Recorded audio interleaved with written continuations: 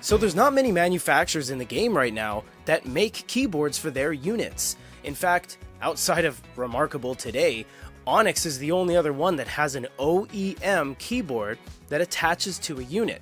Unfortunately with Onyx, they only have one for the Tab Ultra. The Tab X doesn't have one, and they actually discontinued their Bluetooth keyboard. But that's neither here nor there. We're talking about the Remarkable case today with attached keyboard. You might be wondering, where is it? I can't see it. I can't see it. It's under here. This is really amazing. The inside is felt, the outside is this nice camel leather, and underneath reveals a keyboard. No, it doesn't have a numpad, but there are numbers up above.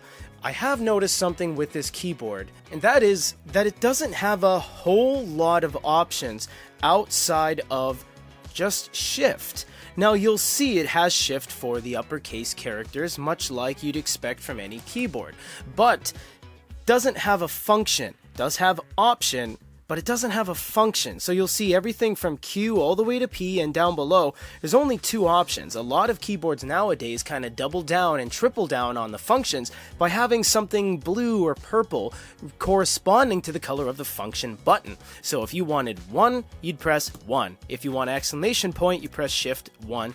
There's your exclamation point. 2, shift 2 is at. But maybe I wanted something like back. Maybe I wanted something like cancel. It would have been nice to have a very thin, maybe shared button that went like that allowed me to do multiple functions. Now granted, the Remarkable isn't a LCD LED tablet. It's not even a tablet with an e-paper screen. So it's kind of expected that they keep it as simple as possible, because that's what the Remarkable is all about. It's about simplicity and streamlining the features to just make it a productivity note-taking unit. And that sense, I can kind of forgive them for not jumbling up the keyboard to confuse people and have 6 different colors of writing on each individual key. Now let's talk about the keys themselves. They make a good amount of noise, and they have a decent depth to them. It's about as far down as it is high. Now it's not a very loud mechanical keyboard where you'd hear it from across the room and the clicks keep you up at night, and it's not soft touch that kind of dampens its own noise. It definitely does have some noise to it.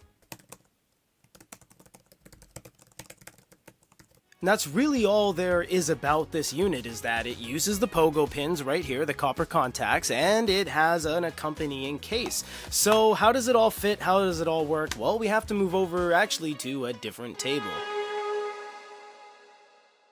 What you would do is just put it directly on the table, nice and flat, open up the top half, not the bottom. It kind of splits out into 2. You want to do that one after.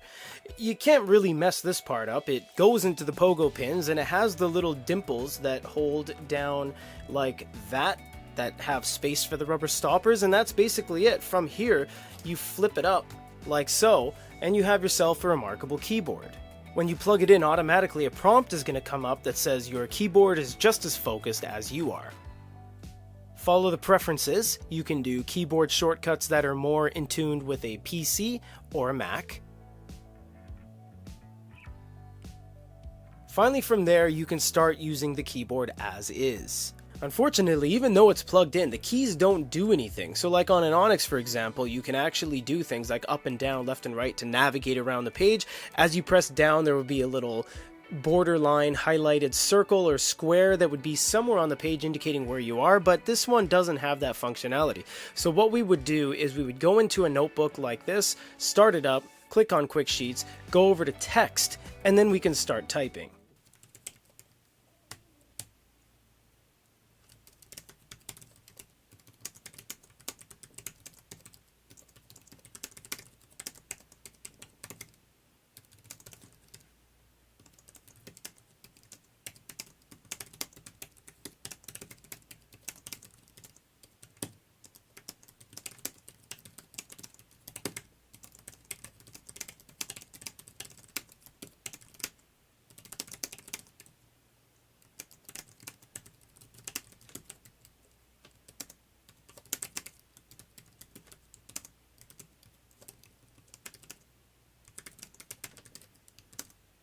Overall, the keyboard is a much needed addition to the Remarkable lineup.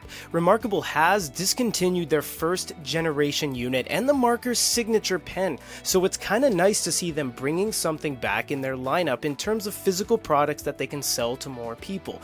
Remarkable only has the one unit to sell, so after that's really done, they're done, which is why they introduced Connect in the first place. If you want one of these, it's available on Remarkable's site directly. If you live in a country they do not service, you can always buy one from the Goody Reader store, and let us know if you have any questions. Thanks for watching.